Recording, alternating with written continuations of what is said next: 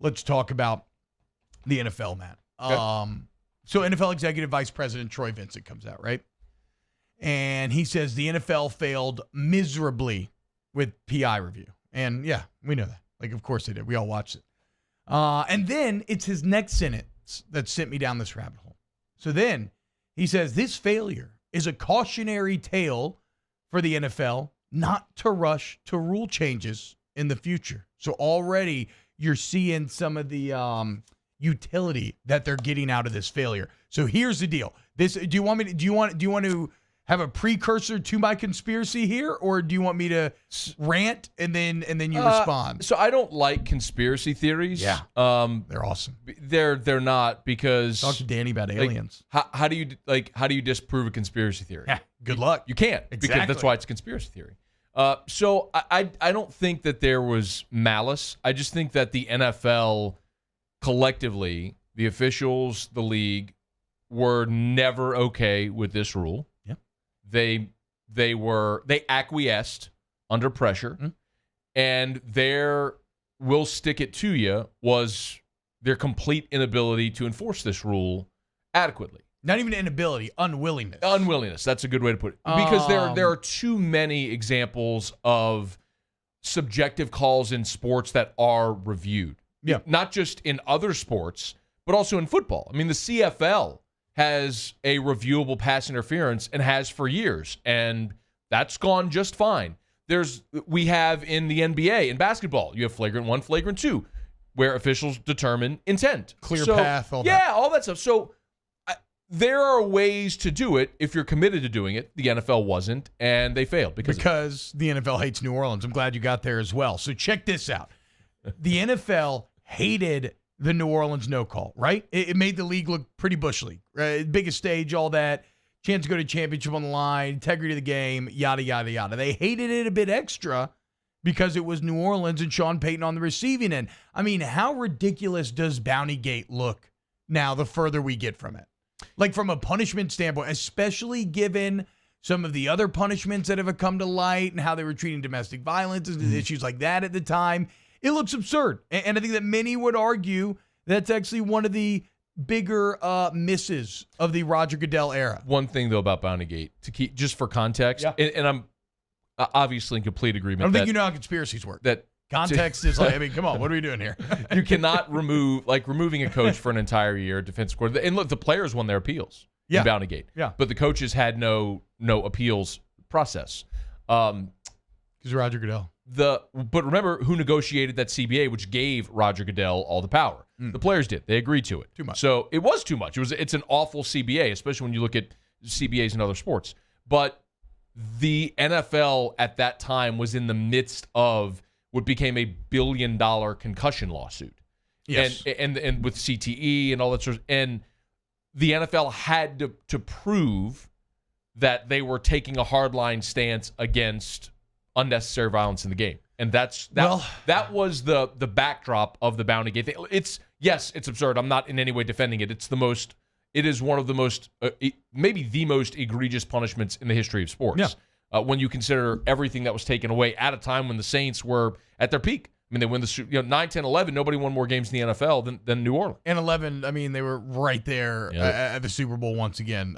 Screw you, Alex Smith. And, I mean, I hope your leg's okay, but kind of screw you for that. You seen that thing? It's so gnarly. It's bad. Oh, it's really bad. It turns out Washington's medical staff is horrible. Look at Geis. Look at him. Look at Trent Williams. But you're trying to distract me because you work for Roger Goodell, Matt Moscona. I don't. Here's the deal. Okay, so they're already embarrassed by the Nolan no call. But I got a price.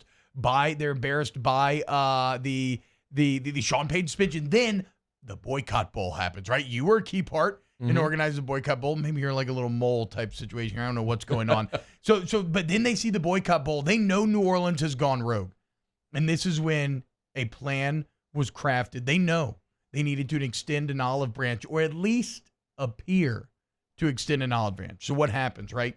It's made to look as if Sean Payton just Cicero's his way to getting this rule done. His power of oratory is so much that he convinces everyone that the pass interference rule change needs to happen. Really, the NFL allowed it to happen. They wanted it to happen fully knowing that they would not enforce this rule in the darkest of conspiratorial takes, or fully knowing that the due diligence wasn't done and that the rule would be a disaster. And so then it becomes, instead of actually changing, instead of actually improving the game, instead of actually accomplishing the original goal, it becomes, like we said, that poison branch. It becomes a Trojan horse used to turn public sentiment against New Orleans and to provide that catch-all defense for the NFL's conservatism. Because look at it now, right? Everybody hates the rule. No, everybody hates it, I should say. Nobody feels bad for New Orleans anymore, right? People used to, like, I went on a ski trip right after the no call happened, and everybody we saw when we told them we're from New Orleans, like, oh man, I'm so sorry. Now it's like, shut up, stop whining. Y'all are always whining, right? That's Roger Goodell's doing. And now if we go back to the original Troy Vincent statement, hold on. What'd he say? This is a cautionary tale against future rule changes. The rule is now out. Pass interference review is gone. Any other rules that they don't want to put in, they can point to this and be like, well, look, we rushed into this and it just went terribly. And now they're just crapping on the rule. They're like, it was really bad, really poorly, and they're just crapping on Sean Payton by extension. So NFL, congratulations, Roger. That's some pretty sneaky movement there. And now pass interference review is gone. And like I said, any rule that they don't want to change in the future, they have this anecdote to point to and use to their advantage. So Saints fans whining, that narrative stemmed from the guy who kept doing the lawsuit. And like, you know what I'm talking, it's like, bro, come on, man. Like, that was bad. You're really trying to tie this up in court. It's not going to get overturned. Like that's where the narrative changed. You would have been the beneficiary of public sentiment, but that guy, whoever that guy was, he single-handedly kept forcing the issue into the news and became inadvertently a representative of the entire Saints fan base. And he's the guy that sort of, which is a bit of irony. Like, he was trying to benefit the franchise in what he was doing, and I think ended up having a counter effect to that. But I don't think there was malice here by the NFL. I think, and what Troy Vincent said was, it was in a conversation about Sky Judge. But the NFL is just woefully slow to adapt to new things.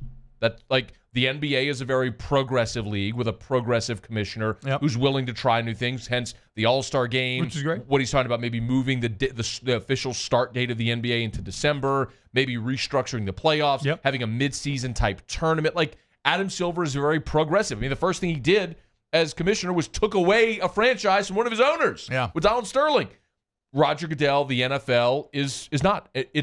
It's somewhere between basketball and baseball, which is the most antiquated of all games, which I don't know. I think the NFL should implement Sky Judge. Yeah, easily. So that's the actual, tongue-in-cheek stuck over. That is one of the actual things that should happen out of all of this, is why wouldn't they do a Sky Judge? But you're saying tongue-in-cheek, but you may not even realize how many people are nodding their head listening to you going, that's right, they do hate us. They are trying to screw us. Well, check this out. Coming up next, I'm going to explain how Roger Goodell started COVID to dominate the news cycle so the NBA playoffs wouldn't matter and the draft would get all the run and the record ratings.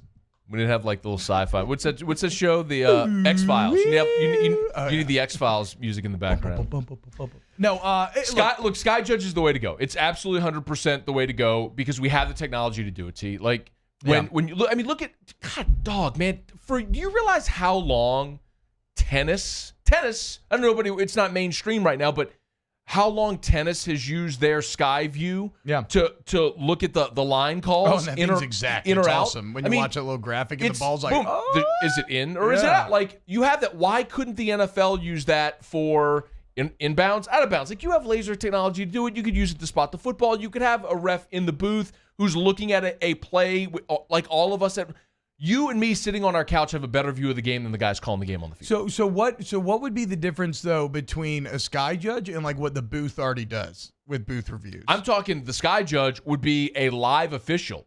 So the booth reviews are not a live official. They're not considered a live official. You have to go to the booth. I'm saying official in the booth could radio down real time and say, "Hey, drop." Like Nolan O'Call say, "You missed it. Drop the flag." Yeah. Boom. Like when officials, it's just very common.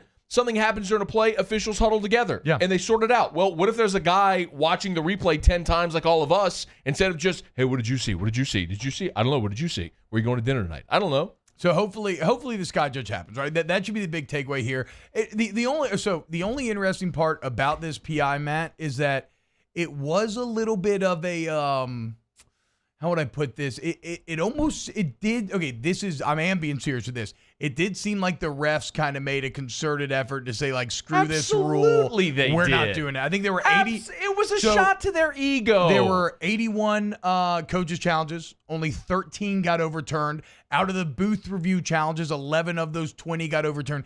That disparity is way too large there. So hopefully the Sky Judge alleviates the refs a little bit. They're a little bit happier, and then you get these calls right in the future without need for a review. That part is absolutely certain. It's mathematically proven. The officials on the field looked at this rule as a slight to the job they do. Yeah.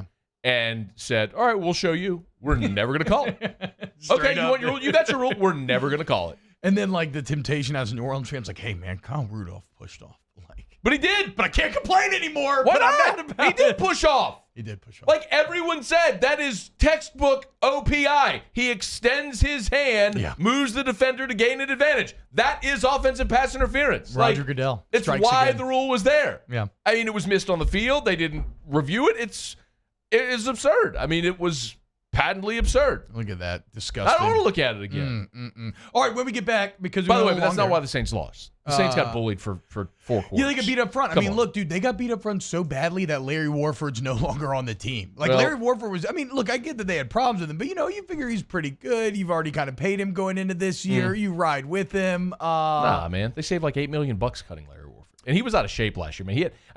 That's one of the biggest farce, like making the Pro Bowl as an alternate. It's such a farce. They just need guys to be on the team. Well, Pro Bowl's also like such a name thing now. Sean Payton was very displeased with Larry Warford throughout the year last year because he showed up out of shape and didn't play great. And actually, when Pete got injured and Nick Easton went in, Nick Easton played better. Exactly. So, they're good. They have plenty of depth there. But yeah, Larry Warford did get his ass kicked in that playoff game. He did.